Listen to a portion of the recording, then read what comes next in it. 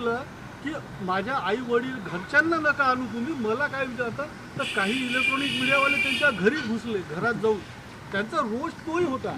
तर हा अतिरेक होतो असं वाटत नाही का मीडियाकडून?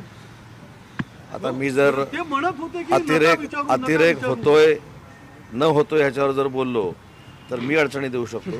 फक्त माझी विनंती अशी आहे, मगाशी संजय दिमा पाटलांच्या बाबतीमध्ये मी हेच सांगितलं की मित्र म्हणून अतिशय दिलदार संजय दिना पाटील आहेत.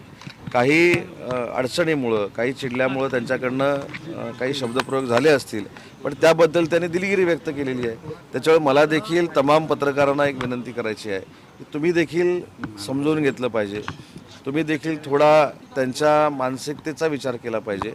ती व्यक्ती तशी नाही आहे आणि त्यांनी माफी मागून दिलगिरी व्यक्त करून या सगळ्या प्रश्नाला पूर्णविराम दिलेला आहे. तर विजय वडेट्टीवार लढवय्ये